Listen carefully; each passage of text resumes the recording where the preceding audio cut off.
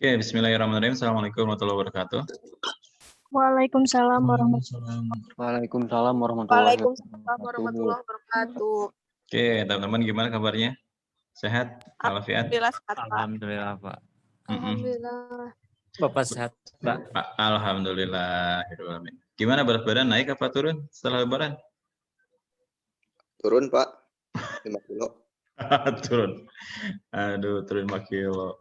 Berarti lanjut puasa ya. Oke, teman-teman. Untuk mempersingkat waktu kita lanjut aja ya. Sekarang kita akan membahas mengenai, boleh siapkan catatan dan kalkulatornya. Sekarang kita akan mengedit mengenai break-even point.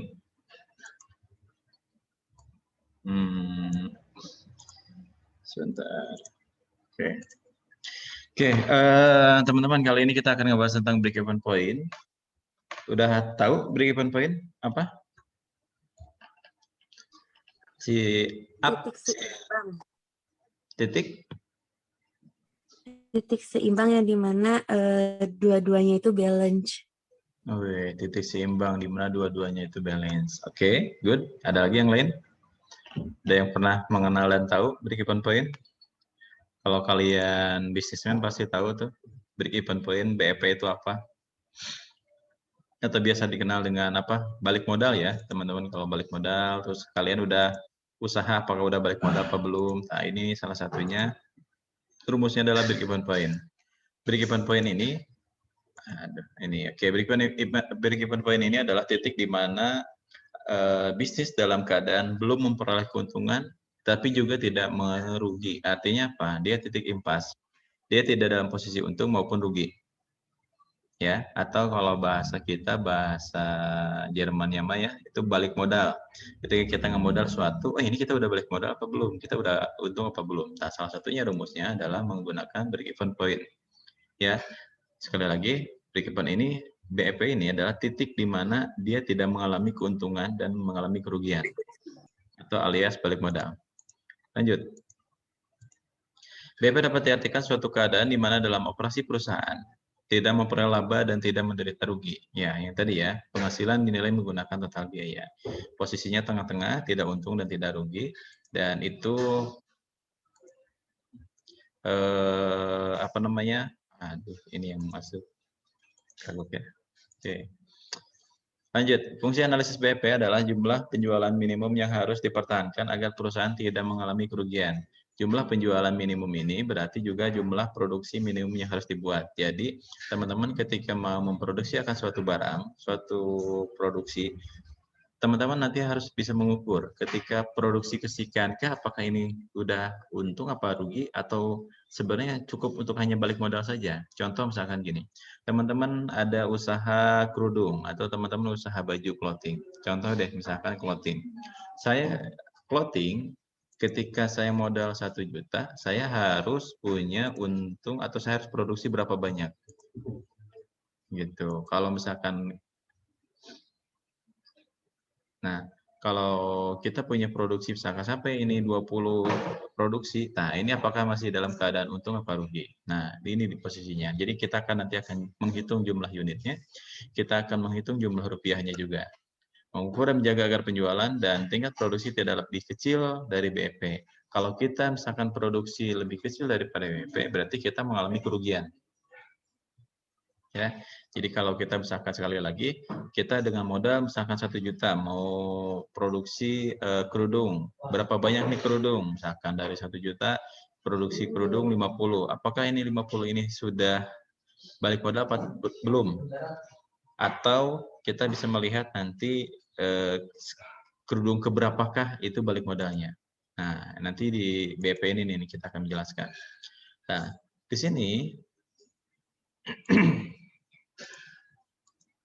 menganalisis perubahan harga jual, harga pokok, dan besarnya hasil penjualan atau tingkat produksi, sehingga analisis terhadap BP merupakan suatu alat perencanaan penjualan dan sekaligus perencanaan tingkat produksi. Ingat, alat BP ini merupakan alat untuk perencanaan dalam penjualan.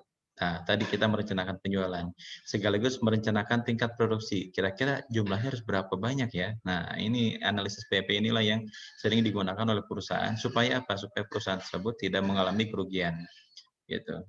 Oke. Lanjut. Nih, teman-teman rumusnya. Rumus di sini adalah break-even point dalam unit. BEP unit sama dengan TFC, lihat di sini rumusnya. TFC ini adalah total fixed cost. Oke, disingkatnya TFC, dibagi P-nya itu adalah price. Ingat, price di sini adalah harga. Dikurang VCU ini adalah variable cost unit. Oke, sekali lagi, BP unit, kita akan menghitung unit. Kira-kira berapa jumlah unitnya nih yang kita harus produksi. Rumusnya adalah total fixed cost dibagi price, dikurangi variable cost unit. Oke, sudah? Kalau sudah ditulis atau di screenshot, boleh. Lanjut. Dan ini adalah rumus break-even point dalam rupiah. Oke, ini adalah rumus break-even point dalam rupiah. Kira-kira berapa rupiahkah sih nominalnya? Supaya kita tahu ini kita udah balik modal. Rumusnya adalah BEP rupiah sama dengan total fixed cost, ya, total fixed cost dibagi 1 kurangi total fixed cost dibagi total sales volume. Nah, total sales volume ini adalah total penjualan. Gitu. Ini teman-teman silakan screenshot. Ini rumus rupiahnya. Yang tadi ini rumus unitnya. Kita akan menghitung unitnya. Ini rumusnya. Dan ini adalah rumus rupiahnya. Gitu. Oke, sudah? Kalau sudah, kita lanjut langsung ke contoh kasus. Oke, ke contoh kasus. Diketahui PT Gear Second memiliki usaha di bidang alat perkakas. Oke, sekali lagi, PT Gear Second memiliki usaha di bidang perkakas, martil, dengan data sebagai berikut. Ingat martil tuh bahasa kita kayak palu ya, gitu. Kapasitas produksi yang mampu dipakai adalah 100.000 unit mesin martil. Jadi targetnya adalah 100.000 unit dia produksi. Harga jual persatuan gitu. Harga jual persatuan diperkirakan sekitar Rp5.000 atau 5.000 unit. Total biaya tetap sebesar 150 juta dan total biaya variabel sebesar 250 juta. Oke. Sudah? Kita masuk ke ininya. So, silakan di screenshot. Nah, sekali lagi, PT Gear Second ini akan memproduksi palu ya, teman-teman. Perkakas martil. Kapasitas produksinya 100.000 unit, sekali lagi harga jual persatuannya diperkirakan sekitar 5.000 per unitnya ya, dari 100.000 satuannya ya, 5.000 ini tuh. Nah, dan untuk memproduksi 100.000 unit ini kita membutuhkan modal untuk biaya tetap 150 juta dan 250 juta untuk biaya variabel. Rinciannya apa saja? Nah, ini rinciannya. Overhead pabrik akan termasuk dalam biaya buruh, tenaga kerja, listrik, dan yang lainnya. Biaya distribusi bisa nanti mesin, gitu, dan saluran distribusinya nanti bisa ke sales-salesnya, terus biaya administrasi nanti bisa di dalam administratifnya. Sehingga total fixed cost ditotalkan jumlahnya adalah 150 juta. Ini contoh ya, gitu. Fixed cost ini adalah cost yang sifatnya fix, artinya cost ini yang bersifatnya tetap, gitu, yang rutin akan selalu dikeluarkan ketika produksi. Ini disebut fixed cost atau biaya tetap. Yang kedua ada variable cost. Variable cost ini bisa berubah. Karena apa? Karena nanti seiring dengan permintaan atau target kita jumlah produksinya berapa. Maka dari itu variable cost ini nanti ini ada beberapa variabel yang akan selalu berubah nilainya, angka-angkanya, atau bisa jadi ada kebutuhan maupun tidak. Gitu. Hampir sama juga nanti bahan bakunya juga bisa rubah, biaya tenaga kerja juga ada yang tetap, ada yang kalau bahasa pabrik mah ada yang honor gitu, ada yang harian gitu. Gitu. Ada overhead pabrik juga, itu operasional pabrik ya, biaya distribusi, biaya administrasi sehingga totalnya adalah 250 juta. Nah, pertanyaan selanjutnya. Penyelesaian untuk mendapatkan BP dalam unit maupun rupiah adalah tadi kapasitas produksi teman-teman udah tahu. Kalau saya terlalu cepat nanti teman-teman boleh sambil bertanya ya, atau yang kurang jelas silakan ditanyakan ya. Gitu nih. Kapasitas produksi adalah 100.000 unit. Oke, target ya. Target perusahaan untuk produksi martil per kakas adalah 100.000 unit. Ini resumenya. Yang kedua, harga jual per unit tadi adalah Rp5.000 per buah atau per unit. Oke, jelas sampai di sini? Oke, sehingga kalau ini laku semua, oke, kalau ini laku semua, ya 100 unit ini, 100.000 unit ini, kalau dikalikan 5.000, totalnya adalah 500 juta. Oke, sampai sini paham? Atau ada yang kurang jelas? So, kalau ada yang kurang jelas, silakan tanyakan lagi. Gitu, silakan bertanya. Pak, saya kecepatan, Pak, ini dari mana angkanya? Silakan tanyakan. Oke, sekali lagi saya jelaskan pelan-pelan. Kapasitas produksi ini adalah target perusahaan untuk memproduksi perkakas perkakas atau palu. Jumlahnya adalah 100.000 unit. Oke. Harga jual per unitnya, harga jual satu palu itu adalah 5.000. Oke. Nah, kalau itu laku semua, ya, kalau itu laku semua, laku nih hampir 100.000 unit nih. Berapa kalau lakunya semua? Ya sudah, tinggal dikalikan saja. 100.000 unit dikalikan harga tadi persatuannya berapa? 5.000. Totalnya adalah 500 juta. Oke, jelas sampai sini? Nah, pertanyaan selanjutnya. Oh Pak, berarti kalau 500 juta udah dapat untung? Ya jelas, itu melebihi daripada modalnya. Nah, pertanyaan selanjutnya. Pak, berarti perkakas yang keberapakah atau palu yang keberapakah? Gitu. Saya balik modal. Nah, pertanyaan dibalik kan, gitu. Kalau tadi kan kalau laku semua kan 100.000 unit, itu baru laku semua, kita dapat untung. Tapi kalau kita kejual 50.000 unit, kita udah balik modal belum sih Pak sebenarnya? Nah, inilah tugasnya. Oke, tadi teman-teman perhatikan untuk menghitung biaya tetap unit adalah, tadi apa rumusnya? Nah, ini nih. Total fixed cost dibagi price dikurangi variable cost unit. Oke. Nah, total fixed cost-nya berapa? Tadi 150 juta. Dibagi variable. Oh, sorry, ini mah biaya tetap unit. Oh, maaf. Kalau biaya tetap unit ini belum termasuk. Nah, ini nih biaya unit tadi. Total fixed cost ya. Pak, kalau BP unit maksudnya apa? Nah, kalau BP unit ini adalah kita pengen tahu kira-kira untuk biaya tetap unit berapa sih modalnya, terus sama biaya variable unitnya berapa sih, gitu. Kalau ini gampang. Kalau ini kan tadi biaya tetap unit kan 150, bagi saja kali 100.000 unit, oh berarti 1.500. Berarti kalau biaya variable unit berapa? Variable unit kan tadi modalnya berapa? 250 juta, dibagi berapa? 100.000 unit, jadi 2.500. Total adalah Rp4.000. Rp4.000 itu adalah modalnya. Oke, modal dari kalau kita jual 5.000, kebagian berapa nih untungnya? Berarti kebagiannya Rp1.000.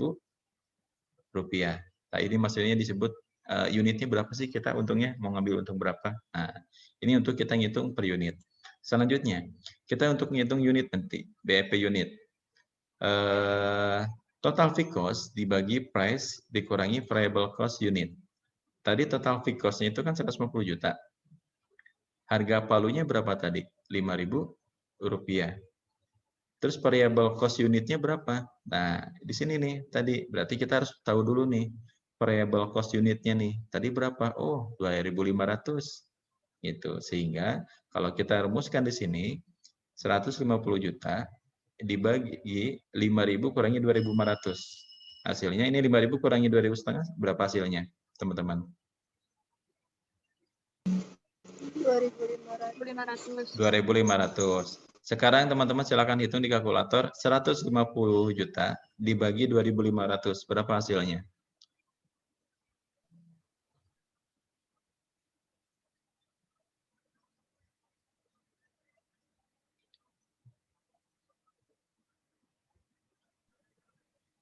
Oke. Hasilnya berapa teman-teman? 150 juta dibagi 2.500. 60.000 bukan 60.000. 60.000. 60.000. Ada yang beda nggak?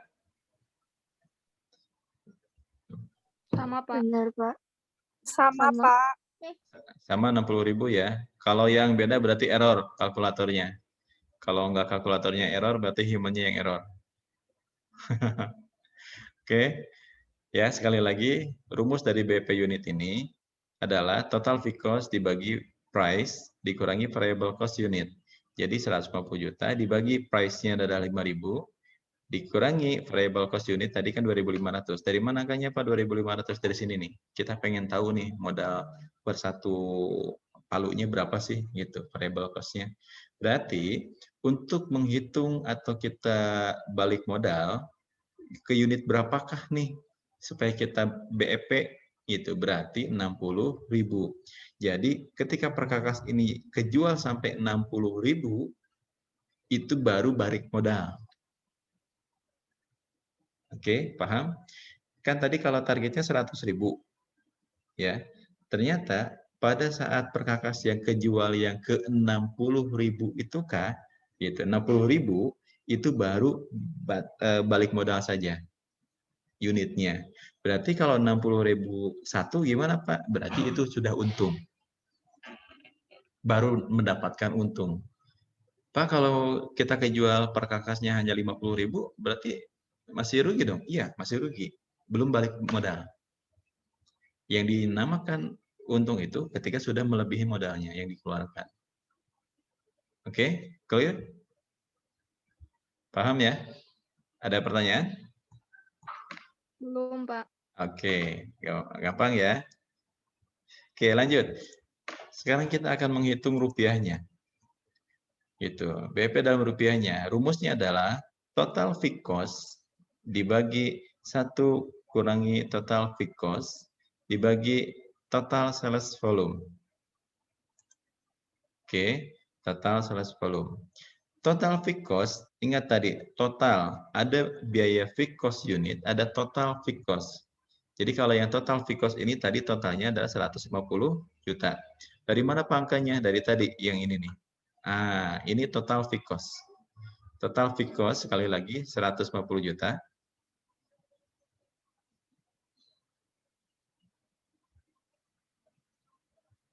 Oh, ini masih yang 40 menit ya. Oke.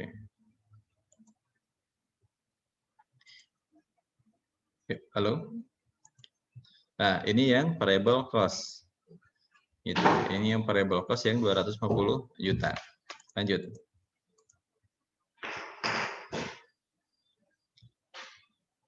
Nah, rumusnya tadi total fixed cost-nya berapa? 150 juta. Total variable cost-nya tadi berapa? 250 juta. Total sales volume berapa? Tadi kan kalau kejual semua, ini totalnya adalah 500 juta. Sehingga 150 juta dibagi, gini aja. Pak, hitungannya gimana berarti? 250 juta dibagi 500 juta. Berapa hasilnya? Silakan buka kalkulator.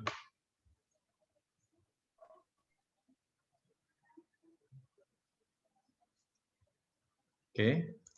250 dibagi 500. Ayo, buka kalkulatornya teman-teman. 0,5, Pak. Oke, hasilnya adalah 5. Oke, 1 kurangi 0,5.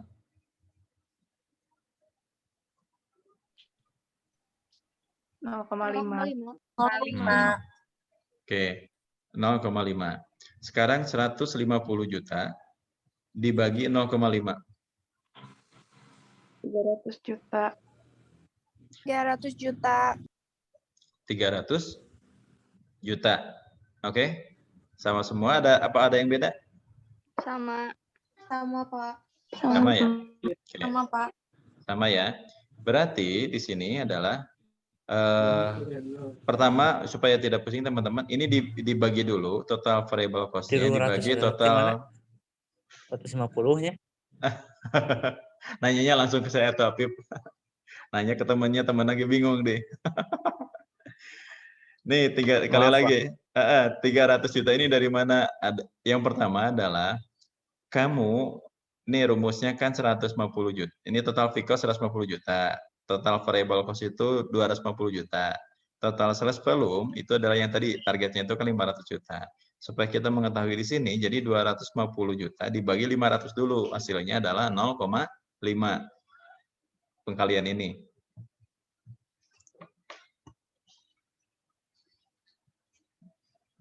Oke. Nih, ini dikali dulu nih. Dibagi dulu, sorry, bukan dikali. Dibagi 250 juta dibagi 500. Hasilnya adalah 0,5. 0,5. Baru 1 dikurangi 0,5. Hasilnya adalah 0,5. 0,5. Nah, baru di situ sekarang 150 juta dibagi 0,5. Berapa hasilnya? 300 Apip. juta. Apip berapa, Pip? 150 juta dibagi 0,5, Pip. 300 juta, Pak. 300 juta. Benar. 300 juta. Nah, Benar, Pak. Nah, oke, berarti jawabannya adalah 300 juta. 300 juta itu dari situ. Oke. Artinya apa? Berarti tadi kita untuk balik modalnya itu ya, kalau jumlah rupiahnya kalau jumlah unitnya tadi 60.000 unit, kalau jumlah rupiahnya berapa? Oh, jumlah rupiahnya ternyata 300 juta. Berarti kalau kita punya uang nih, misalkan apa hasil penjualan tadi material itu palu tersebut sampai 300 juta, itu baru BEP secara rupiahnya atau baru balik modal. Berarti kalau 300 juta 5.000 rupiah, berarti kita baru untungnya hanya 5.000 aja. Soalnya baru balik modal kan 300 jutanya. Paham sampai sini? Paham, Oke. Pak. Oke, Paham, Pak. sehingga apa ini gimana sih, benar nggak sih Pak 300 juta? Ya sudah gampang. Kan tadi kejualnya berapa? Kejualnya kan tadi itu. Nah, berarti tadi berapa? Unitnya ada 60.000. Ya, harga perjualnya kan tadi per unit 5.000. Ya sudah tinggal dikalikan saja 60.000 dikali 5.000, hasilnya adalah 300 juta. Yang ini dengan ini nih sama kan 300 juta dua-duanya. Gitu. Ini untuk membuktikan kedua hasil tersebut sama. Jadi unit BEP tinggal dikalikan harga jual unit. Jadi 300 juta. Jadi misalkan kalau ditanya berapa unit untuk bisa BEP, ya sudah, tadi kan rumusnya ada. Gitu. Oke, berapa rupiah nih? Berapa rupiah nih kita untuk bisa balik modal? Ya sudah, berarti ini rumusnya. Oke. Clear?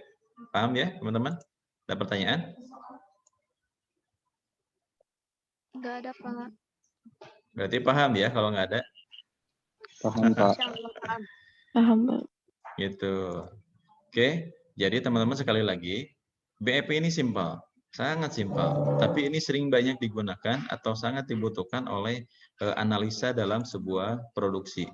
Artinya apa? Analisa dalam sebuah produksi di sini itu kadang kita selaku pelaku UMKM, pengusaha, ataupun ya nanti kalian akan kerja juga, kadang kita tidak tahu nih posisi terakhir perusahaan ketika mau ngemodal. Misalkan siapa di sini Dina mau ngemodal kerudung, apakah sudah kerudungnya udah balik modal apa belum gitu. Kadang-kadang kan kita suka menghitung, ya udah kita udah ngemodal ya hitungan kasar dan gampang, misalkan saya ngemodal 500.000, saya udah kerudung udah kejual nih misalkan, tapi masih ada di sisa 10, oh berarti itu untung saya gitu. Nah kadang-kadang kita suka main feeling saja, oh berarti kalau kejual semua kalau uang rupiahnya udah ada misalkan 500.000, ada barang masih 10, oh berarti kita udah untung apa belum? Itu belum gitu, kita belum untung. Karena apa? Karena masih ada sisa yang 10 kerudung itu kan gitu. Kalau 10 kerudung itu kejual, baru itu udah dinamakan untung. Kalau kita kan biasa hitungannya seperti itu. Iya, kalau sekarang pertanyaannya kerudungnya kalau nunggu laku dulu. Kalau kerudungnya belum laku-laku, gitu. Aduh, kira-kira udah balik modal apa belum ya? Kira-kira udah balik modal apa belum ya? Gitu. Aduh, uangnya udah kepake lagi tadi kemarin kan, udah belanja anu.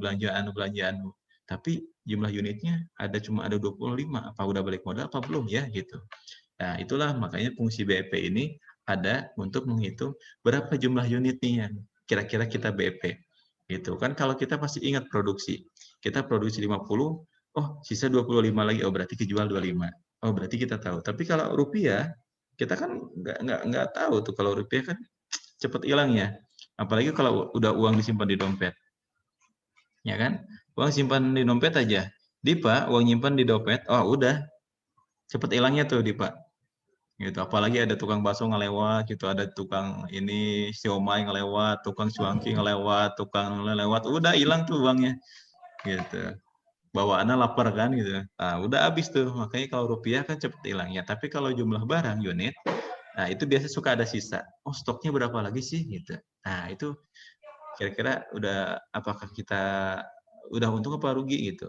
Kalau misalkan karena kalau kita sudah tahu menghitung atau menganalisis jumlah unitnya, oh ternyata saya produksi kemana 50, saya laku 25, sedangkan pas saya hitung-hitung ternyata untuk balik modal aja ini harus 30 unit nih kejual. Oh berarti saya belum untung, saya masih rugi nih karena masih ada nyisa 5. Itu teman-teman fungsi BEP itu di situ. Ya, gitu. Jadi kita bisa untuk mengetahui untuk unitnya, kita bisa mengetahui untuk rupiahnya. Fungsi dari break even point kayak gitu. Jadi sekali lagi break even point ini adalah kita akan menghitung dan mengukur titik impas di mana kita tidak mengalami keuntungan dan kerugian. Intinya kayak gitu. Oke, clear? Ya, saya yakin teman-teman siapa kalau udah punya pengalaman pernah usaha atau pernah jualan atau dagang kan kadang-kadang kebanyakan kayak gitu. Uang rupiahnya udah habis tapi barangnya masih ada gitu. Iya, Pak. Yang lebih parah lagi uangnya habis, barangnya habis. Duit Iya. nggak tahu kemana. Nah, itu apa lagi? Ini juga berusaha, Pak. Tuh, apalagi yoga kan background-nya udah bagus tuh background-nya.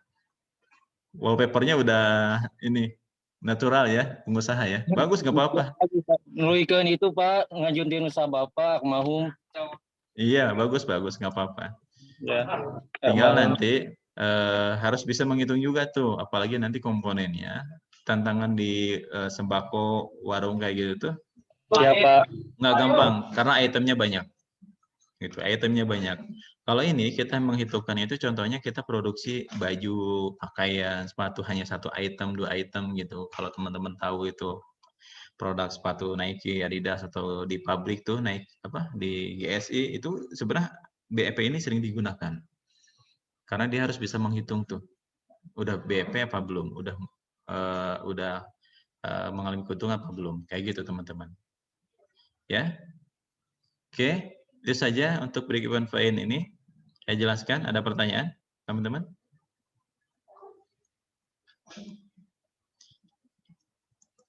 Nggak ada, Pak.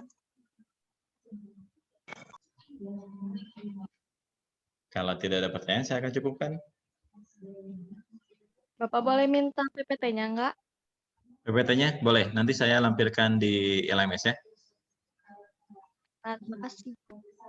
Oke, sama-sama. Oke, teman-teman itu saja. Kalau tidak ada pertanyaan, terima kasih atas waktunya. Kita singkat, padat, dan jelas aja. Yang penting kayak gitu poinnya. Daripada lama-lama, ini jam siang, jam kritis. Kalau teman-teman terlalu lama, dijamin nguapnya akan semakin besar.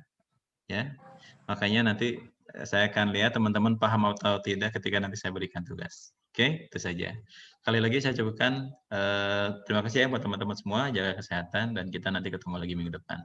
Oke, saya cukupkan. Assalamualaikum warahmatullahi wabarakatuh.